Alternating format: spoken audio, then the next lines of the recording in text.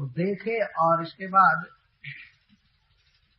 ये ब्रह्मा जी से लेकर के और भगवान शिव के साथ जितने भूत गए हैं सबके आंखों के लिए वर्णन किया जा रहा है। निर्विशेष भाव से भगवान श्री कृष्ण का वह स्वरूप सबको अपनी ओर खींच रहा है।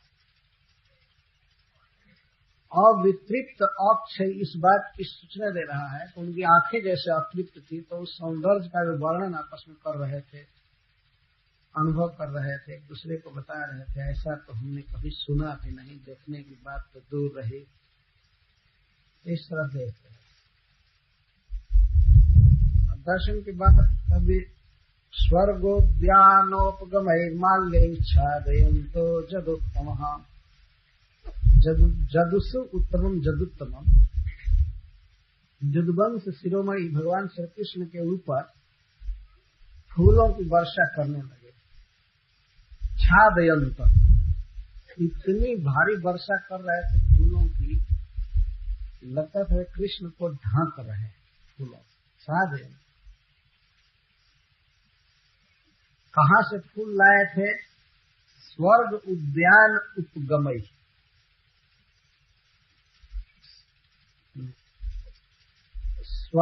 स्वर्गोद्यानोपगई,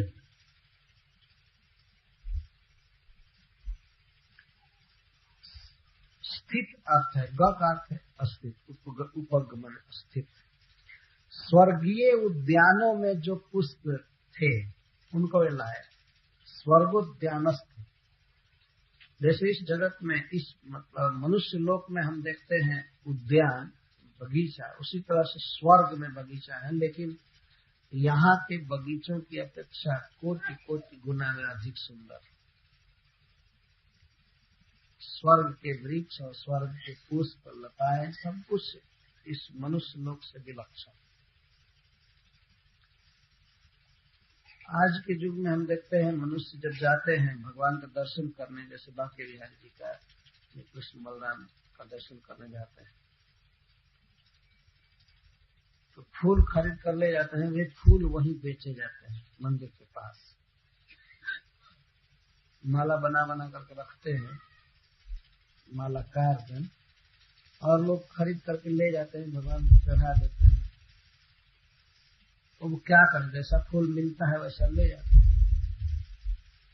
और अलग अलग प्रकार के फूलों का अलग अलग समय होता है।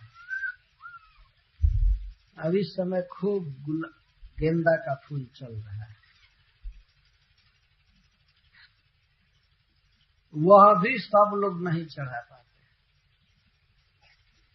फूल दुर्लभ, वे बहुत अच्छे अच्छे फूल नहीं है इस धरती पर, लेकिन वे भी दुर्लभ, उन्हें खरीदना पड़ता है।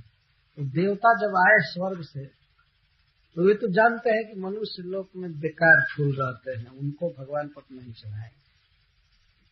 स्वर्ग से फूल लाए, माला बना करके लाए या विकीर्ण फूल लाए, तो अपने अपने बगीचों से सब फूल लाए। इससे भी सीखना चाहिए कि प्रत्येक भक्त के पास अपना एक बगीचा होना चाहिए, पुष्प प्रधान बगीचा या फल प्रधान बगीचा। भगवान गीता में यही मांगते हैं, पत्रम पुष्पम फलम। 3 चीज तो वृक्षों का ही मांग रहे हैं, और एक चीज तोयम, जल।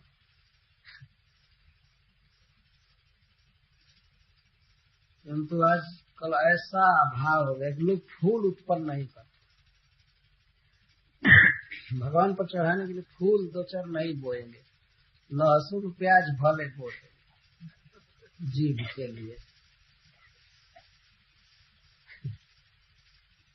भगवान को अर्पित करने के लिए कुछ फूल भी बोना चाहिए। हमने तो देखा है हमारे गांव में, जब किसी को सर्दी आदि हो जाती है तो तुलसी का पत्ता नोचने के लिए मंदिर पर आ जाता है।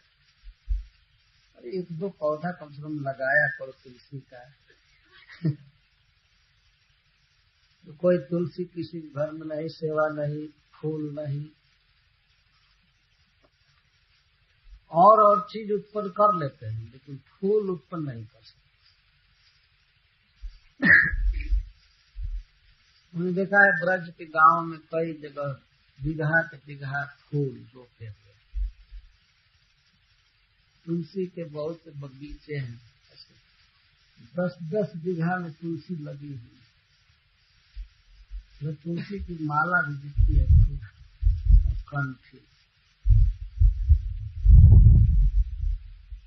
देवताओं के यहाँ अपने अपने बगीचे हैं और उनमें बहुत सुंदर सुंदर फूल हैं। उन फूलों को लेकर के लोग आए थे और भगवान श्री कृष्ण पर वर्षा कर रहे थे। सबसे पहले दर्शन किए, दर्शन के बाद फूलों की वर्षा किए, फूलों की वर्षा करके अब वचनामृत की वर्षा कर रहे हैं। गिरभिः चित्त पदार्थाभिस्तुष्टु जगदीश्वरम। समस्त देवता भगवान की स्तुति करने लगे, जिनमें प्रधान स्वर ब्रह्मा जी और शिव जी के हैं। ये ध्यान रखना चाहिए कि सभी देवता बोल रहे हैं, जैसे गर्भ स्तुति में, इसी प्रकार यहाँ पर सभी देवता बोल रहे हैं। गिरभी मतलब वाणी भी, वाणी से भगवान की स्तुति करने लगे। वाणी की क्या विशेषता? चित्र पदार्था भी, चित्राणि पदानि अर्थाश्च यासु ताभिर गिरभिर, जिनमें विचित्र पद हैं और विचित्र अर्थ हैं जिनके। चित्र पदार्था भी गिरभिर, गी का अर्थ है भारती वाणी। मनुष्यों के पास जितने भी सौभाग्य के सूचक उपकरण मिले हैं, उनमें से बोलना एक बहुत बड़ा सौभाग्य है।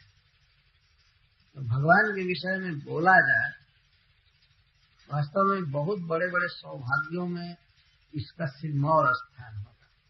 हरे कृष्णा कृष्णा कृष्णा हरे हरे, हरे राम राम राम हरे।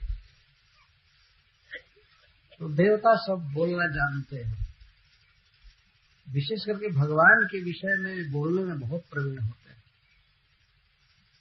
तो भगवान श्री कृष्ण के गुणों का वर्णन कर रहे हैं, ऐसी वाणी बोल रहे हैं जिनके लिए सुखदेव गोस्वामी कहते हैं चित्र पद और चित्र अर्थ। पद का अर्थ होता है शब्द, लालित्य, विचित्र शब्द वर्ण और उनके विचित्र अर्थ। विचित्र का अर्थ होता है रसमय, पुनः उसको अद्भुत कह सकते हैं। रसमय अर्थ और रसमय पद से युक्त वाणी बोलने लगे, स्तुति करने लगे। क्यों स्तुति कर रहे हैं? क्योंकि भगवान श्री कृष्ण जगदीश्वरम, जगदीश्वर, उस विश्व के जन्मदाता हैं, पालक हैं, स्वामी हैं, इष्टदेव हैं, इसलिए स्तुति करने लगे। तो ब्रह्मा शिव आदि देवताओं के भी पूज्य भगवान कृष्ण हैं। जब वे स्तुति कर रहे थे भगवान की, तो इसी भाव से कि ये हमारे प्रभु हैं, हमारे नहीं समस्त जगतामीश्वर, समस्त जीवों के ईश्वर हैं, स्वामी हैं। तो ऐसे स्वामी का, भगवान का यश दान करना चाहिए, अतः देवता लोग स्तुति कर रहे हैं। और चित्र पद अर्थ है कहकर सुखदेव गोस्वामी यह ध्वनित कर रहे हैं कि देवता वाग कला में बड़े प्रवीण होते हैं। इधर तो भगवान के गुणों का कोई वर्णन करने चले भी तो महामंत्र के अलावा कुछ याद ही नहीं, कैसे कहेंगे, क्या कहेंगे। कभी कभी देखा जाता है किसी भक्त को कहा जाता है भगवान के विषय में बोलो तो उसकी टांग कांपने लगती है, पूरा देह ही थर-थर कांपने लगता है। तो भगवान के बारे में बोलने में पहले तो ज्ञान ही नहीं है, और कुछ ज्ञान है तो बोलना नहीं जानता है। यह अभी एक जीव की अजीब दशा है कि भगवान के बारे में न तो जानता है न बोल सकता है। परंतु देवता लोग बहुत सुशिक्षित हैं, वहां लिखने की जरूरत नहीं पड़ती है दीवार पर कि माता पिता करे न भूल, बच्चे को बस भेजे स्कूल। आजकल साक्षरता अभियान चल रहा है, दीवार पर लिख रहे हैं। लिखने से हो सकता है बेचारे लड़के ज्यादा पढ़ने जाए, फिर भी नहीं पढ़ रहे हैं। देवलोक में एक भी देवता निरक्षर नहीं है, निरक्षर ही नहीं, कोई भी ऐसा नहीं है जो स्नातकोत्तर न हो। सब पढ़े लिखे हैं। एक तो जन्म से ही उनको ज्ञान होता है, मनुष्यों जैसा बोका नहीं होते हैं। मनुष्य जन्म ले और पढ़ने के लिए न भेजा जाए तो ये पशु से बेटर नहीं होगा, न बोलना सीख सकता है न कोई काम करना कुछ नहीं। लेकिन देवताओं की जाति ही ऐसी है कि जन्म लेते ही विद्वता है, बहुत प्रवीण होते हैं। और उस पर भी जब उन्हें उनकी पढ़ाई जब चालू होती है तब तो कहना ही क्या। और वो भी जब पढ़ाई होती है तो देवलोक में अकबर बीरबल का इतिहास नहीं पढ़ाया जाता है। रिया हुआ नाना प्रकार की बात, भगवान श्री कृष्ण के गुणों के बारे में पढ़ाई होती है।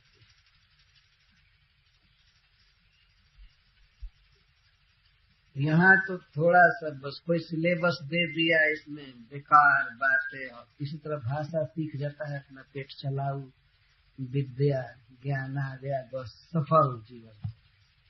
तो नौकरी चाकरी मिल गई पढ़ लिख करके तो सोचता है बहुत सफल हो, और जन्म मरण बुढ़ापा आदि का रोग लगा हुआ है, दुख लगा हुआ है, आगे फिर शरीर छूटेगा, दूसरा देह मिलेगा, तो ये पढ़ाई अब क्या काम आएगी। मान लीजिए इस जन्म के बाद भैंस बन गए तो अब पीएचडी का लाभ क्या रहा, क्या होगी वो पढ़ाई। विद्या वास्तविक वो है जिससे भगवान में मति लगे। जब भगवान में मति लगती है तब जीव जन्म मृत्यु को पार कर जाता है। पढ़ाई वह करनी चाहिए कि जो इस जन्म में भी काम आवे और अगले जन्म में। और देवता लोग जब आए तो कोई ब्रह्मा जी ने ट्रेंड नहीं किया रास्ते में कि देखना ऐसे ऐसे बोलना है, सीख ले प्रार्थना भगवान के, बस बोल देना। सब प्रवीण हैं भगवान के गुणों को बोलने। तो एक प्रश्न हो सकता है कि बिना पहले से पढ़े लिखे सिखाए हुए एक स्वर से एक ही बात कैसे सभी बोल रहे हैं। यह देवताओं की शक्ति होती है, एक दूसरे के मनोभाव को भी समझ जाते हैं और उसके अनुसार ही बोलेंगे। जैसे मान लीजिए मैं अगर यहाँ बोल रहा हूँ और जो ही हरे कृष्ण चालू करता हूँ, चालू करने के पहले भी कुछ लोग समझ जाते हैं कि आप चालू करें, है ना। तो बोलने लगते हैं हरे कृष्णा कृष्णा कृष्णा हरे हरे, हरे राम राम राम। तो वास्तव में देवता सर्वज्ञ होते हैं, वे एक दूसरे के मनोभाव को क्या भाषा बोलेंगे उसके अनुसार क्या करेंगे सभी समझ गए। क्योंकि देवलोक में सदा कीर्तन में रत रहते भगवान के गुणानुवाद में, अतः एक साथ सबका एक ही विषय बोलना कोई आश्चर्य की बात नहीं। आप इस बात पर विश्वास कीजिए कि उनको कोई प्री ट्रेनिंग नहीं दी गई थी। द्वारका में चल रहे हैं तो जब स्तुति चालू होगी तो सब यही चालू करना है, वो अपने आप चालू हुआ। और वो भी बहुत सुंदर चित्रपद, चित्र यहाँ चित्रपद का अर्थ है चित्राणी श्रृंखला बंध प्रायाणी पदानी जासुता, श्रृंखलाबद्ध पद है। यहाँ चित्रपद का एक अर्थ ये है कि एक श्लोक में जो अंतिम शब्द आता है तो दूसरे श्लोक में वह अंतिम शब्द ही फिर चालू किया जाता है। इसको श्रृंखलाबद्ध है। पद कहते हैं, श्रृंखला पद। जैसे आप ध्यान से देखिए, जो शब्द लास्ट में आ रहा है वही चालू होने वाले श्लोक के शुरू में रहेगा, चाहे एक अक्षर हो चाहे एक शब्द हो। इसको चित्र पद या श्रृंखला बंद पद से गोस्वामी कहते हैं। और अर्थ भी, अर्थ तो विचित्र है ही, और अर्थ भी जो है वो श्रृंखलाबद्ध है। श्रृंखलाबद्ध का अर्थ है कि एक दूसरे से पूर्ण कनेक्शन है, पूर्ण अन्वय है सबका, इस तरह से। तो भगवान की इस प्रकार स्तुति कर रहे हैं। नतः स्मते नाथ पदारविन्दं बुद्धिन्द्रिय प्राण मनोवचोभिः यच्चिन्त्यत्यन्तर्हृदि भावयुक्तैः मुमुक्षुभिः कर्ममयोरुपाशात्। सबसे पहले देवता लोग भगवान को संबोधित करते हैं, हे नाथ, हे हमारे रक्षक, हे हमारे पालक, हमारे जन्मदाता, हे नाथ, कर्म मयोरुपाशात्, कर्म मयात उरुपाशात् मुमुक्षुभिः भावयुक्तैः अपि यत् अंतर्हृदि चिन्त्यते तत्ते पदारविन्दं बुद्धिन्द्रिय प्राण मनोवचोभिः वयं नतः स्म अहो भाग्यम् इति। हे नाथ, हमारे परम भाग्य हैं कि आज हम साक्षात आपके चरण कमल में नमस्कार कर रहे हैं, आपका दर्शन कर रहे हैं, आपका दर्शन कर रहे हैं। तो पदारविंदम मतलब चरणारविंदम। हे नाथ, वयम ते चरणा पदारविंदम नता, हम आपके पदारविंद की शरण में हैं, आपकी शरण में हैं।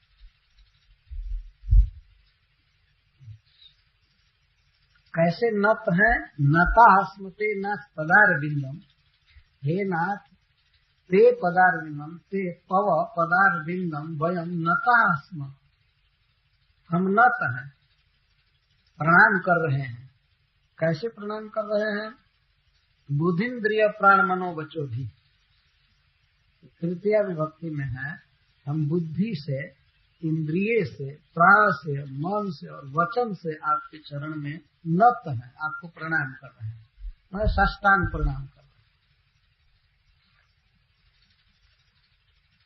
बुद्धिन्द्रियाद भी दर्शनादिना प्राणेन च बल हेतुना दंडवत प्रणिपाते।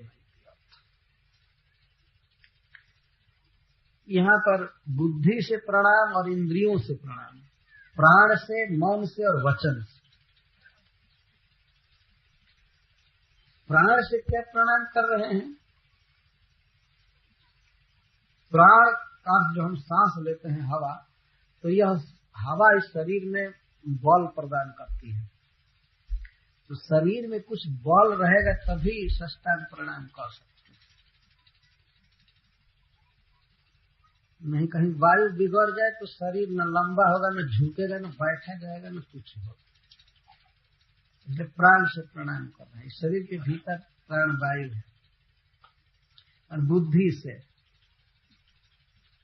इंद्रियों से और वचन से, वचन से कहना। जैसा कि ग्रंथ में बताया गया है कि अष्टांग प्रणाम इस प्रकार होता है। दोर्भ्याम पदाभ्याम जानुभ्याम उरसा शिरसा दृशा मनसा वचसाश्चेति प्रणामोष्टांग ईरिता। दोर्भ्याम, दोह कहते हैं बाहों को, दोनों बाहों को आगे करना, और पदाभ्याम, दोनों पैर को बिल्कुल पीछे करना, जानुभ्याम, और दोनों घुटनों को जमीन पर सटाना। ये तीन हुआ प्रणाम। और उर्सा, वक्षस्थल धरती पर सटा रहे, शीर्षा और सिर, और दृशा आंख से देखे, और मनसा वचसा च इति प्रणामो अष्टांग इति। इसको अष्टांग प्रणाम कहते हैं या साष्टांग प्रणाम कहते हैं। याद हो गया? अष्टांग प्रणाम का क्या अर्थ है? हरे कृष्ण, हरे कृष्ण।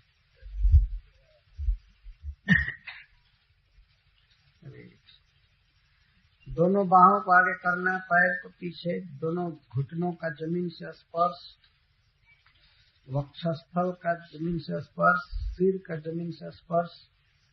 हरे कृष्ण।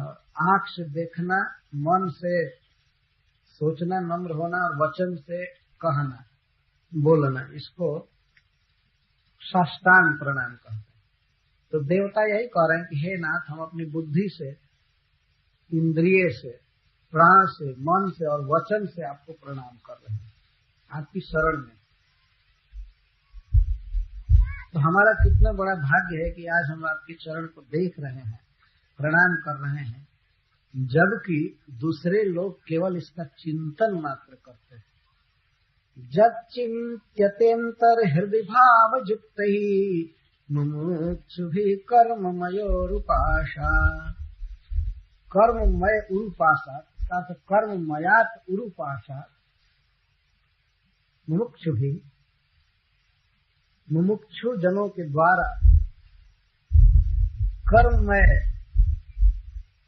दीर्घ बंधन से छूटने के लिए जिन चरणों का चिंतन मात्र किया जाता है, उस चरणारविंद का हम दर्शन कर रहे हैं और प्रणाम कर रहे हैं।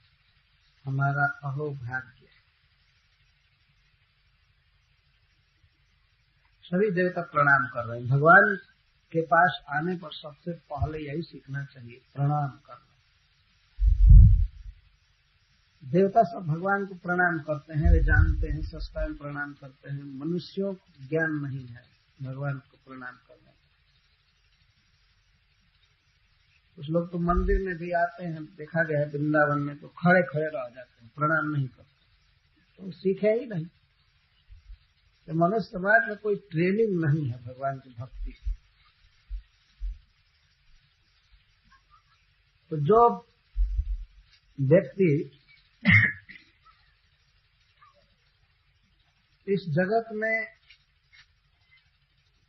सांसारिक दुखों से उब जाता है, जिसके लिए यह देह भी भार जैसा लगता है और इसे मुक्त होना चाहता है, जानता है कि मुक्त होने का मतलब है कर्म बंधन से मुक्त होना। प्रत्येक आत्मा के साथ कर्म बंधन चल रहा है और उसी कर्म के अनुसार उसको शरीर मिलता है। शरीर के भोग मिलते हैं, जन्म, मरण, भूख, प्यास, शीत, उष्ण सब सहना पड़ता है। और कर्म ऐसा उरु है, उरु का अर्थ है दीर्घ बंधन और बहुत प्रकार का बंधन।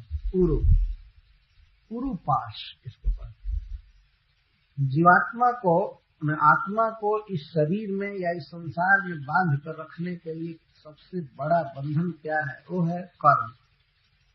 पिछला कर्म और वर्तमान कर्म। तो कर्म ही वास्तव में बंधन है।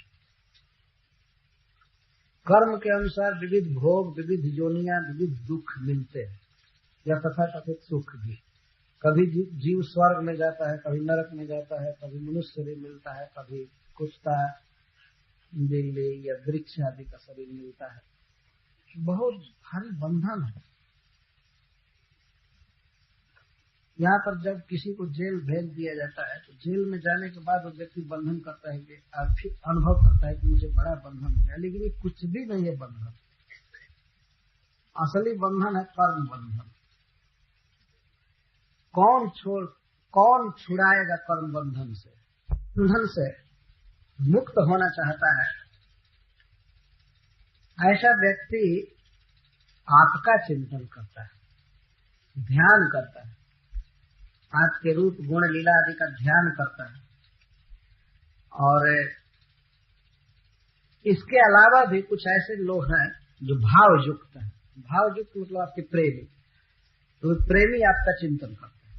तो भाव युक्त जो प्रेम, जो चिंतन होता है, उसमें कोई लालसा नहीं होती। भगवान के अंगों को केवल मन में देखना, संतुष्ट होना, मन ही मन सेवा करना, और इसी से वे सुख प्राप्त करते हैं। इसको भाव कहते हैं। तो दो दल के लिए कह रहे हैं, एक भाव युक्त, एक मुमुक्षु। तो मुमुक्षु कर्म बंधन से छूटने के लिए आपके इस रूप का चिंतन करते हैं, आपके चरण कमल का चिंतन करते हैं, और आपके प्रेमी भाव से, प्रेम से आपका चिंतन करते हैं। कहाँ चिंतन करते हैं? अंतर हृदय, अंतर हृदय, अंतर हृदय में। यहाँ उन्हें भी आपके प्रति जिनका भाव है उनके लिए भी आपका दर्शन दुर्लभ रहता है, और जो मुमुक्षु है, कर्म बंधन से छूटना चाहते हैं, उनके लिए भी आपके रूप का दर्शन दुर्लभ रहता है बाहर। तो किसी तरह अंतर हृदय में चिंतित है, आपके चरण कमल का चिंतन होता है उनके बाद किसी तरह से। लेकिन हमारा कितना बड़ा भाग्य है कि आज हमें आपका दर्शन भी हो रहा है और आपका हम वर्णन भी कर रहे हैं। तो अपने सौभाग्य को प्रकट करने के लिए इस वाक्य को बोल रहे हैं।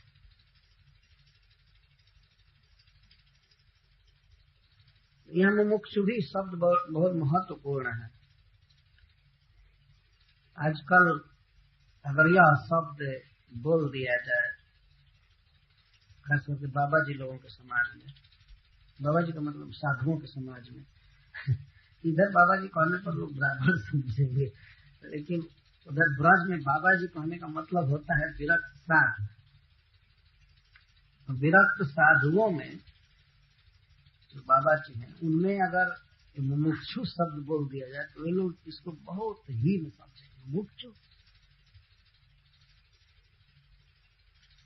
मुमुक्षा का अर्थ होता है कर्म बंधन से छूटने की लालच। यह बहुत ऊंचा भाव है।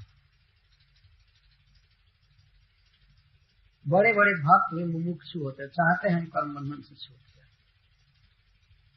कर्म बंधन से छूटकर भगवान की सेवा करें, उनके धाम में जाए।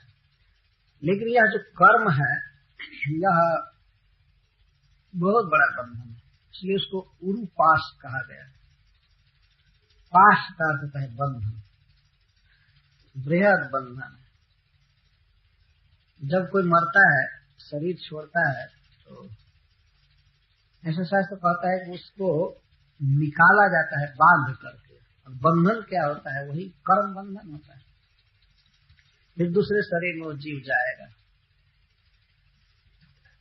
हम लोगों के भारतीय संस्कृति में, हिंदू संस्कृति में इन बातों को बहुत स्पष्ट रूप से कहा गया है। गरुड़ पुराण में बहुत विस्तार से वर्णन है इसका, किस प्रकार से आत्मा इस शरीर को छोड़कर दूसरे शरीर में जाता है, यह कितना समय नरक में जाता है, कैसे कैसे जाता है, रोड कैसा है।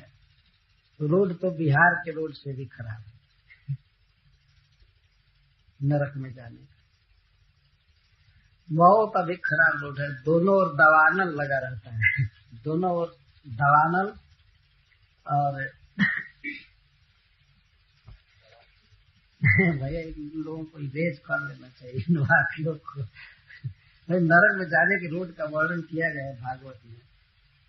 एक तो केवल बालू है,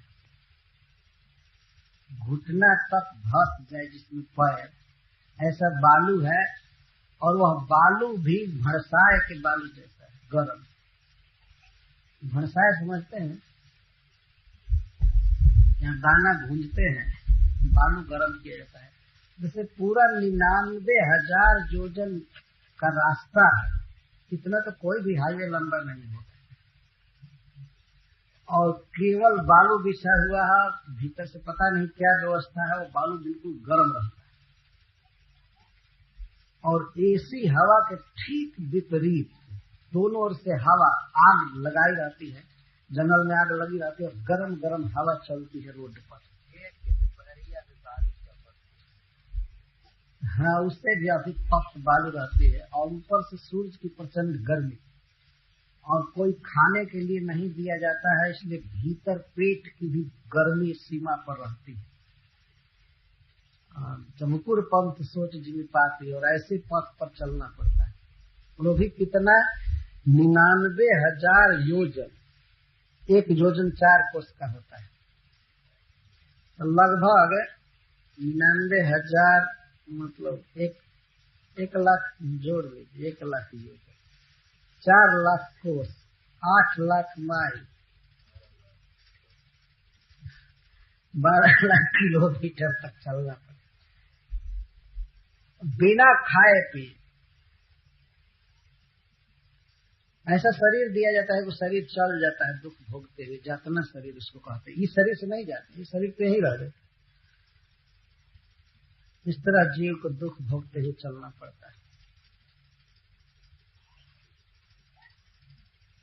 एक बार इधर से ट्रक वाला गया था, बिहार राज्य पार किया, कहाँ कहाँ कैसे कैसे, छत्तीसगढ़ जा करके उसका ट्रक खड़ा, तो विजय गोविंद वहाँ खड़ा, तो खूब बिहार को गाली दे रहा। और मेरा एक्सल टूट गया, ऐसे ऐसे रोड क्या है, गड्ढा बना हुआ है। हम भी देखे कुदरा के पास, कुदरा का जो जीटी रोड है, वो तो लगता ही नहीं कि रोड है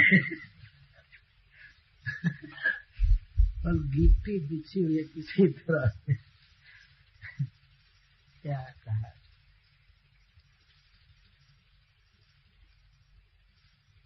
तो नरक का जो रोड है इससे लाखों गुना खराब है।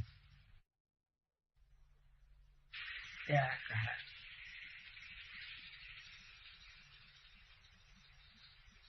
तो नरक का जो रोड है इससे लाखों गुना खराब है। अब जिसमें बालू ही बालू हो और पैदल चलना है, ऊपर की गर्मी, साइड की गर्मी, भीतर की गर्मी, चारों तरफ केवल हीट हीट हीट, और चलने में अगर गड़बड़ी किया, नहीं चला तो ऊपर से कोड़ा बरसाते हैं जबराज के दूध, चलना ही पड़ता है। तो गिर जाता है फिर मारते हैं, तब खड़ा होकर के चलता है, नहीं चलता है फिर मारते हैं। ये कोई कल्पना नहीं है, श्रीमद् भागवतम में इसका वर्णन किया है। ये है कर्म बंधन, रूपा। इसके बाद फिर दूसरा शरीर दिया जाएगा, उसमें जन्म लेने में दुख, मरने में दुख, फिर भूख प्यास रोग बुढ़ापा सब लगा हुआ, इसको कर्म बंधन का। यदि कोई व्यक्ति इस कर्म बंधन से पार होना चाहता है, मुक्त होना चाहता है, तो उसे भगवान श्री कृष्ण का चिंतन करना चाहिए। जच्चिंत्यते अंतर हृदय भाव युक्त मोक्ष भी कर्मयो उपासना। कर्म बंधन से छूटने के लिए मुमुक्षु जन भगवान के चरणों का चिंतन करते हैं।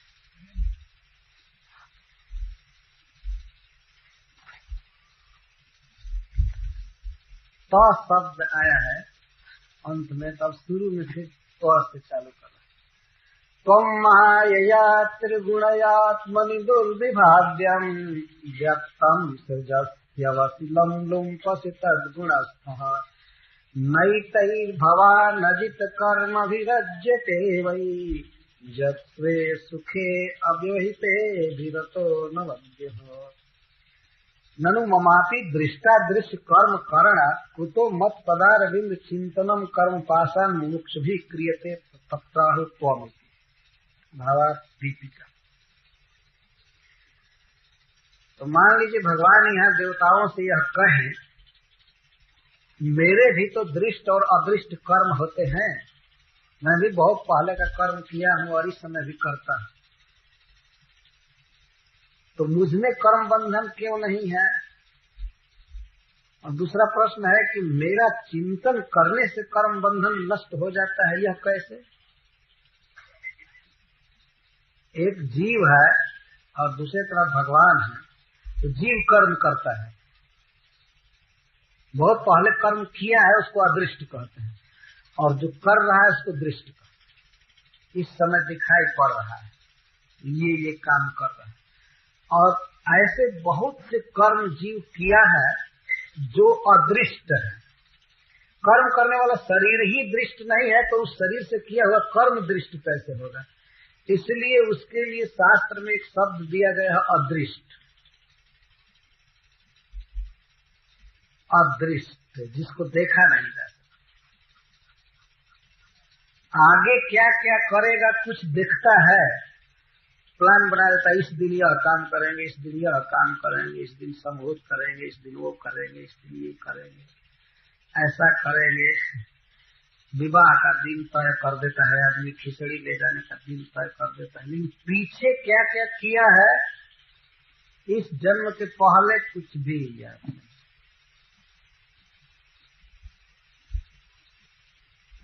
तो इसको अदृष्ट कहते हैं, और जो मालूम है जीव को उसको दृष्ट कहते हैं। तो दृष्ट अदृष्ट कर्म जीव करता है और प्रत्येक कर्म के बाद बंधन में फंसता है। परंतु भगवान भी कर्म किए, बहुत बहुत पहले कर्म किए हैं। मत्स्यावतार में कर्म किए, कूर्म अवतार धारण करके कर्म किए, करते ही रहते हैं, कई रूपों से कर्म करते रहते हैं और आगे भी करेंगे। इस समय कर्म कर रहे हैं, लेकिन वे कदापि कर्म के बंधन में नहीं। ऐसा नहीं कि पहले का केस कोई भगवान पर लगा हुआ है, अब जाकर के खुलेगा केस तब उनको कुछ किया जाएगा।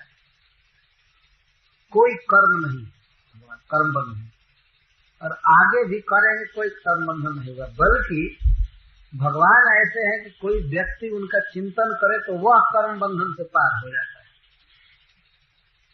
यह क्यों, कैसे कैसे आप लोग कह रहे हैं कि मेरा पदार्थ बिन चिंतनम कर्म पास से मुक्त कर देता है, तो इस पर कहते आस्ताम इदानींतनम इदम अत्यल्पम कर्म।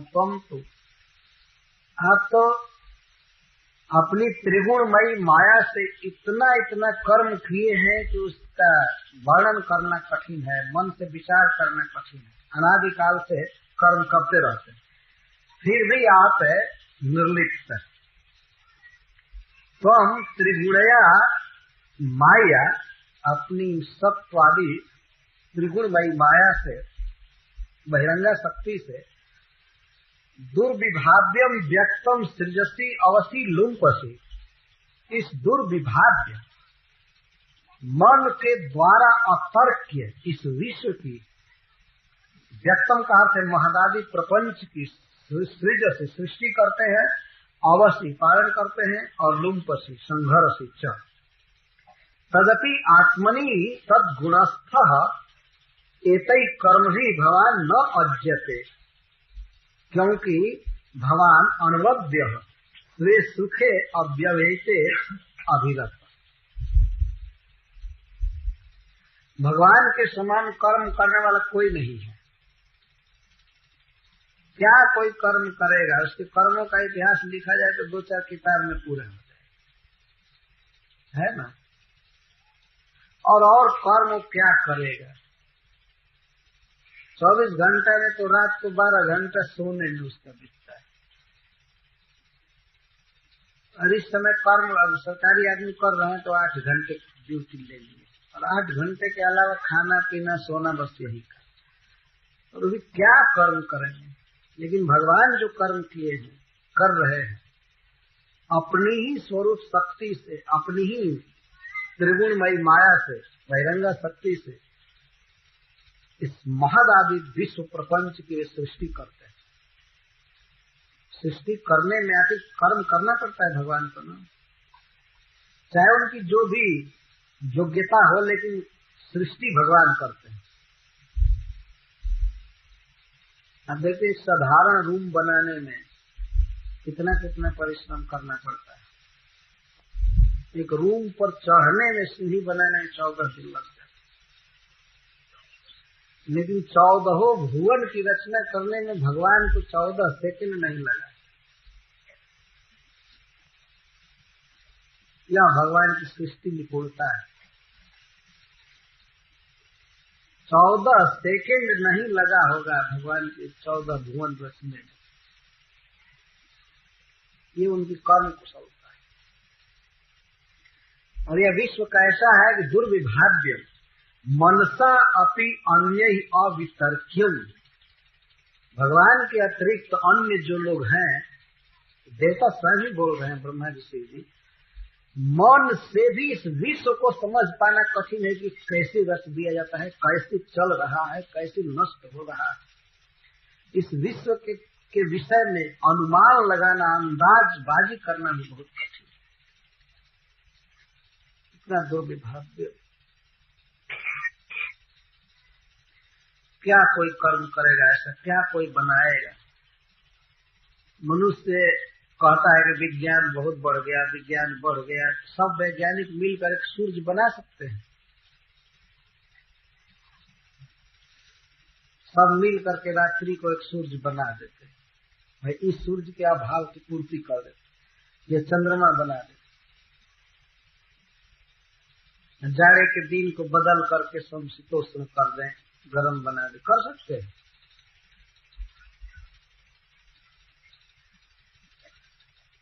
हम तो कहा करते हैं कि अगर एक मच्छर की टांग टूट जाए तब भी दुनिया के सारे वैज्ञानिक मिलकर नहीं बना सकते।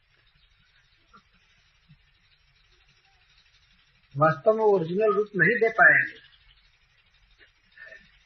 मनुष्यों के कितने के पैर कटते रहते हैं, हाथ कटते रहते हैं, लेकिन वही नकली प्लास्टिक आदि का पैर लगा देते। कोई बना सका है ओरिजिनल पैर? नहीं बना सकता।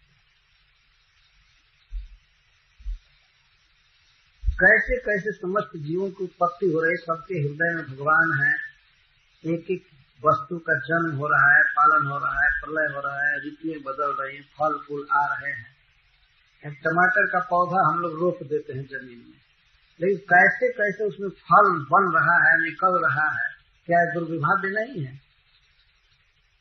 समझ सकते हैं कैसे कैसे उसमें सब रस आ रहा है, फल फूल आ रहा है, और कैसे सूर्य टीका हुआ है, चंद्रमा टीका हुआ है,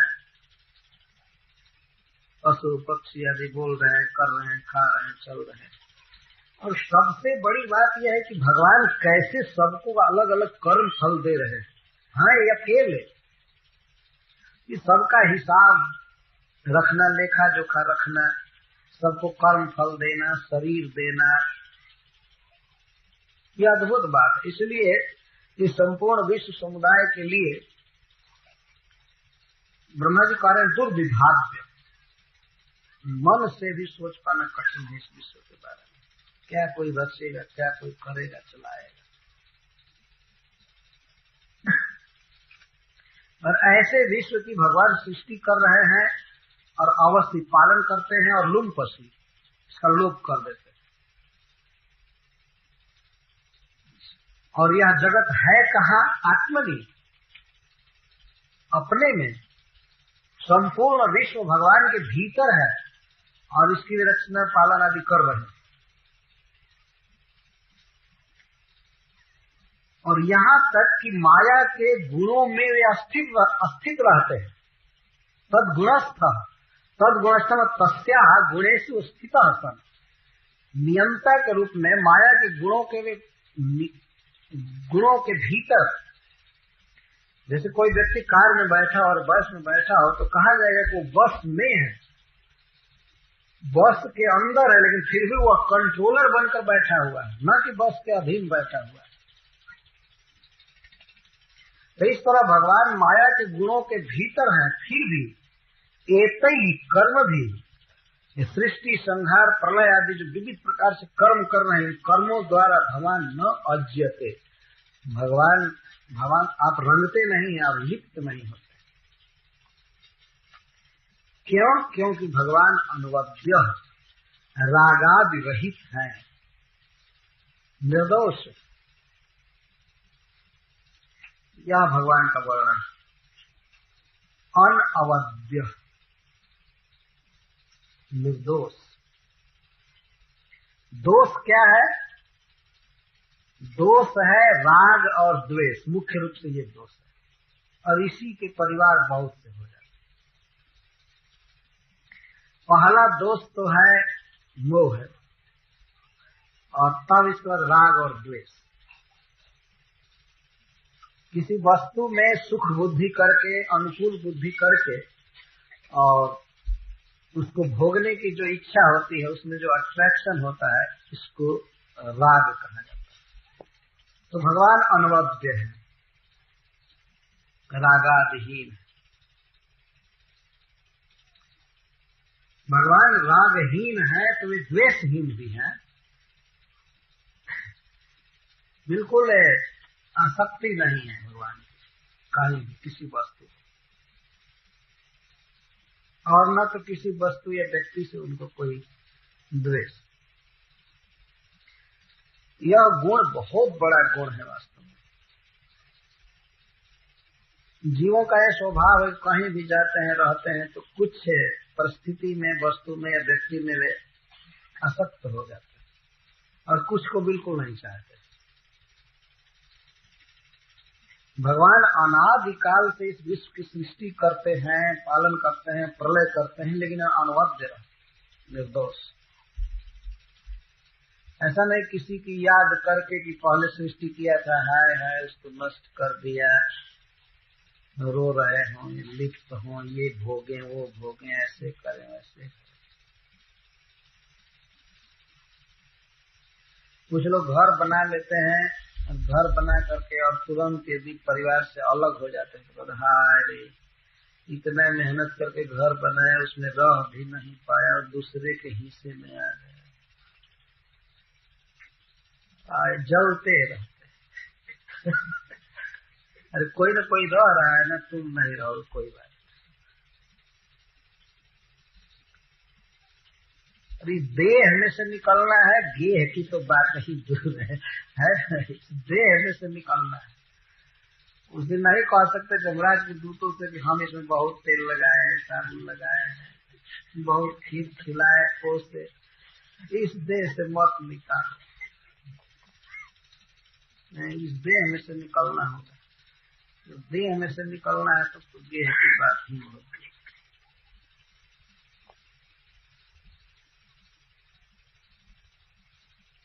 जो इस विश्व को बनाया वो इसमें बिल्कुल आसक्त नहीं है। जो लोग नहीं बनाए सब बांट लिए हैं, आसक्त हो गए। हमारा तुम्हारा, हमारा तुम्हारा, हमारा तुम्हारा, अहम ममेति त्वम तवेति, यही लगा हुआ है। कोर्ट में जाइए तो झगड़ा क्या चीज का है ज्यादा, ये हमारा है तुम्हारा नहीं। और फैसला करने वाले वो भी अहम ममेति में ही रहते।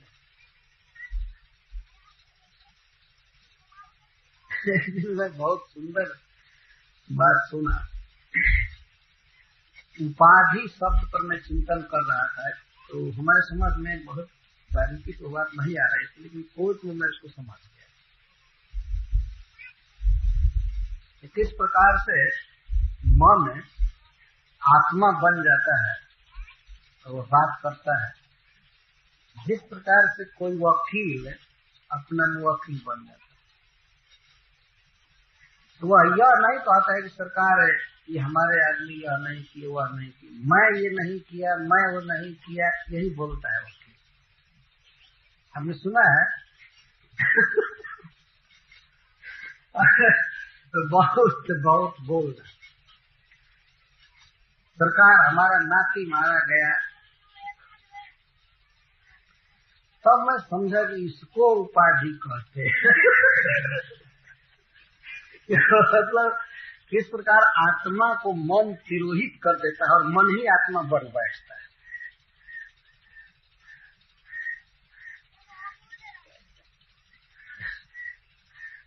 तो जिसका नाती मारा गया उसमें और वकील में अंतर है, लेकिन वकील यही रिपीट करता है।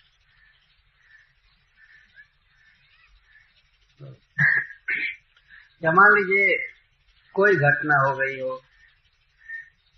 दो तरह से होता है ना,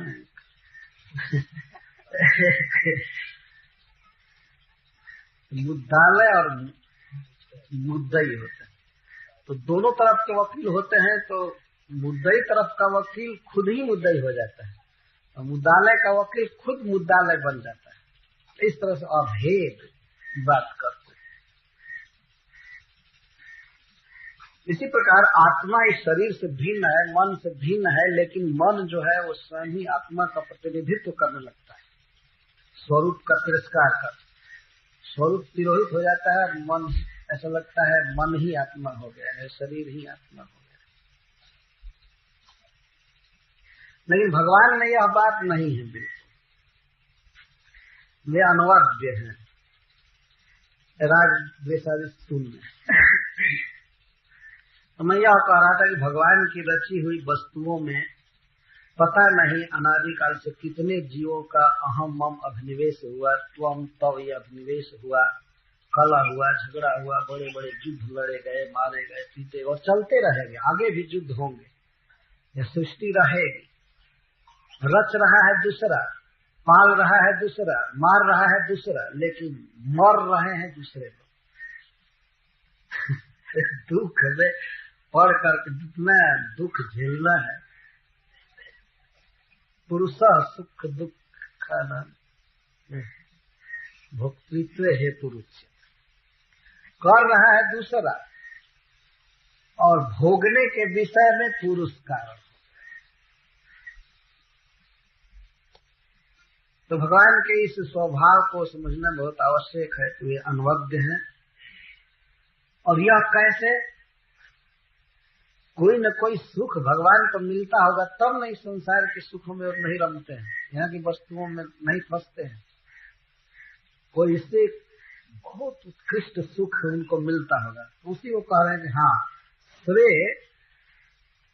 सुखे अव्यवहित अभिरत। भगवान अपने अव्यवहित सुख में रमे रहते हैं, अभिरत, अपने स्वरूप सुख में, मतलब स्वरूप शक्ति के आनंद में भगवान रमे रहते। इसलिए इस भौतिक जगत का सुख उनको नहीं खींच पाता है। भगवान का एक अपना सुख है, उसको स्वरूप सुख कहते हैं, उसी को स्व यहाँ कहा गया, स्वे सुखे। भगवान अपने सुख में रहते हैं, और वह सुख ऐसा है भगवान का जो भगवान से उसका कभी विच्छेद हो नहीं सकता है। वो घटता बढ़ता नहीं, बढ़ता है घटता नहीं, अव्यवहित, अनावृत है, व्यवधान नहीं है उसमें। इस जगत में और जो मनुष्यों का सुख है, वो सुख देश द्वारा, काल द्वारा, यहाँ तक कि स्वरूप द्वारा बाधित है। अब देश काल की बात छोड़ दीजिए, मान लीजिए आप किसी सुख का अनुभव कर रहे हैं, जैसे भोजन करना एक सुख है, स्त्री संग करना एक सुख मानते हैं, तो जो भी हो, लेकिन शरीर ही कुछ दिन में ऐसा हो जाता है, या अकस्मात कोई भयंकर रोग हो जाता है जिससे बहुत बड़ा बुखार हो जाना है, उस समय वह सुख नहीं रहता। यदि भोजन करना छोड़ देता है, भोजन तीता लगने लगता है। देश कितना भी अनुकूल है, काल भी अनुकूल है, लेकिन अपना स्वरूप जो है देह, वही अनुकूल नहीं है, नहीं खा सकता। घर में पकवान बना रहता है और कष्ट करके बुखार आ जाए तो जाए,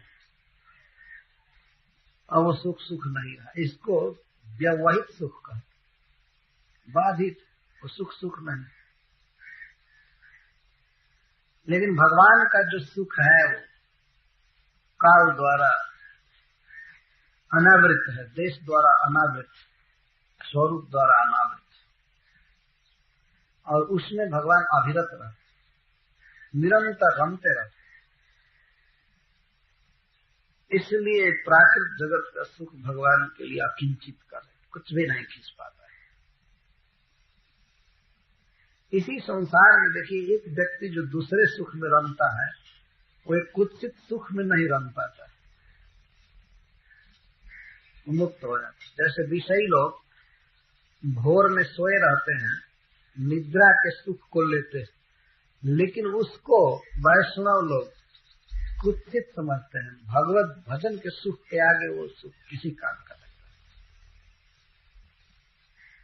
जो उठ करके नहा लेने में, भगवान का नाम लेने में जिस सुख का अनुभव करते हैं, वह सुख सोने वाले को दुर्लभ नहीं है, सुलभ नहीं है।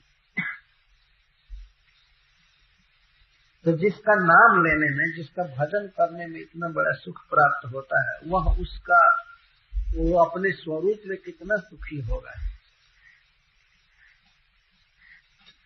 आज तक संसार में कितने कितने सुंदर पुरुष रचे गए होंगे, कितनी सुंदर स्त्रियां हुई होंगी, कितनी भूमि, कितना क्या क्या, इन सब के लिए कितना कितना झगड़ा हुआ। खास करके स्त्रियों के लिए इतने बड़े बड़े युद्ध लड़े गए। सृष्टि के बिल्कुल शुरू में शुंभ निशुंभ लड़ गए आपस में, और वो किस लिए?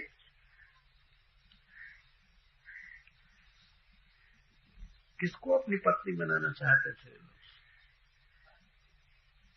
पार्वती जी, हाँ दुर्गा जी, कितने अज्ञानी हो गए, लेकिन आपस में ही लड़कर मर। सीता जी को चुराया रावण, वो भी मारा गया। द्रौपदी का अपमान करने वाले लोग मारे। बहुत बड़े बड़े युद्ध लड़े गए स्त्रियों के लिए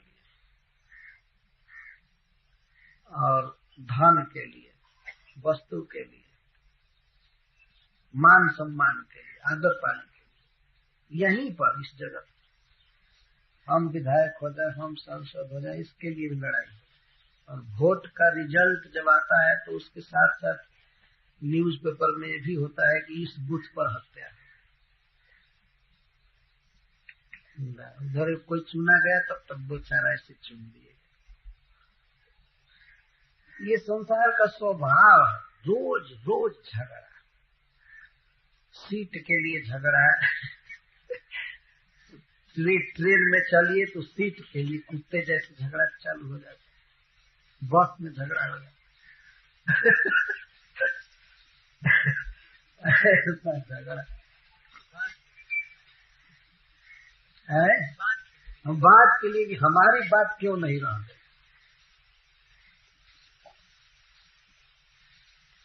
तो अनादिकाल से लोग लड़ते झगड़ते मारपीट करते आ रहे हैं, मर रहे हैं, सब कर रहे हैं। अब जबकि कर रहे हैं भगवान, जैसे मान लीजिए यात्री आपस में झगड़ा करते हुए जा रहे हैं, लेकिन गाड़ी वे नहीं चला रहे हैं, गाड़ी चला रहा है ड्राइवर। अब गाड़ी में कोई रोते हुए जाए, चाहे हंसते हुए जाए, चाहे किसी को कुछ लाभ हो चाहे परेशानी हो, ड्राइवर अपनी गाड़ी चला रहा है। वो कुछ नहीं जानता है कोई सोया हुआ जा रहा है कि जगा हुआ जा रहा है, खड़ा जा रहा है, कोई अपने घर से विदा होकर रोते हुए जा रहा है कि खुशी से जा रहा है, या उसी ट्रेन पर किसी को पकड़ करके कारागृह में ले जाया जा रहा है, क्या किया जा रहा है। ड्राइवर गाड़ी हाँकना जानता है, हाँक रहा है, चला रहा है। तो भगवान इस जगत की सृष्टि करते हैं, पाल पालन करते हैं, प्रलय करते हैं, और कैसे कैसे जीवों की मानसिकता होती है, उनकी चेतना कॉन्शियसनेस किस प्रकार से है, उसका भी पूरा पूरा हिसाब रखते हैं, जानते हैं। तो जीवों की ये दशा हो रही है, आज यहाँ जन्म हुआ तो यहाँ मेरा अपना हो गया, कल दूसरी जगह जन्म होगा तो मेरा अपना हो गया, ये हो गया वो हो गया। जीव में जो इस प्रकार का ज्ञान है, भगवान में ऐसा ज्ञान बिल्कुल नहीं, और उनमें सुख भावना है, लेकिन वे अपने स्वरूप के सुख में है, बाह्य वस्तुओं के सुख में नहीं। और अव्यवहित शब्द बड़ा सुंदर है, भगवान का वह सुख कभी बाधित नहीं होता है। ऐसा नहीं कि आज भगवान सुख से है, कल बीमार हो जाएंगे, या कल उनका कोई राज छीन लेगा,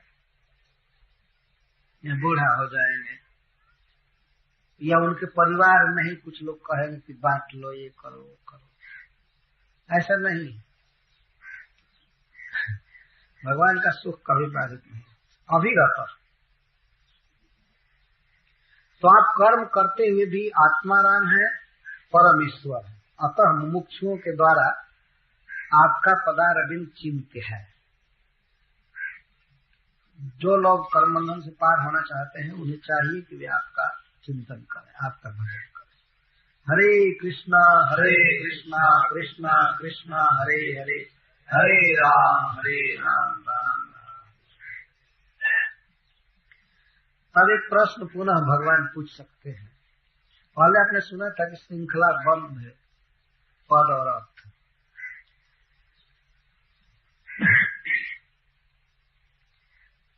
ननु आत्मा रामस्य किम कर्म करने न। जब हम आत्मा राम है, अपने स्वरूप के आनंद में रमे रहते हैं, तब ये सब कर्म करने की क्या जरूरत है। कोई भी व्यक्ति कर्म करता है कुछ पाने के लिए, है ना। यदि अपने आप गल्ला होने लगे खेत से ऐसे ही, तो कोई खेत जोतेगा। मान लीजिए अपने आप होने लगे, पैरा में ही गेहूं होने लगा तो कोई जोत रहा है। हमने सुना था कि मैंने कस्बू के राज्य में पृथ्वी बिना जोते बोए फल देती, फसल देती थी। यहाँ भी देखा कि कुछ लोग बिना जोते गेहूं बोती है और पृथ्वी दे रही।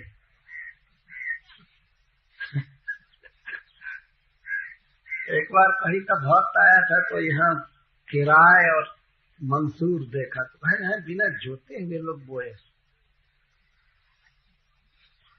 एक समय ऐसा था कि पृथ्वी में वास्तव में साल में एक बार भी हल नहीं चलाना पड़ता था, पृथ्वी देती थी। तो कम से कम एक फसल तो बिना जोते दे रही है ना। तो पैरा कहते हैं हम लोग गेहूं। हमसे एक व्यक्ति बातचीत कर रहा था बस में एक दिन कि हम तो पैरा किए हैं गेहूं का और बहुत अच्छा हुआ है। हम आश्चर्य कर रहे थे, देखे नहीं। यहाँ तो बहुत खेत देखे जो पैरा है।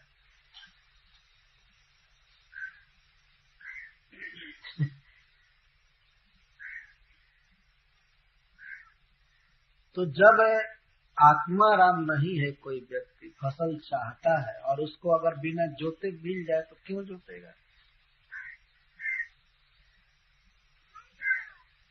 तो भगवान को सर्व सुख सुलभ है अनादिकाल से, उनकी इच्छाएं सब पूरी है, आत्माराम है, पूर्ण काम है। तब इतना बड़ा झंझट विश्व सृष्टि आदि क्यों करते हैं, इसके पीछे उनका क्या उद्देश्य है।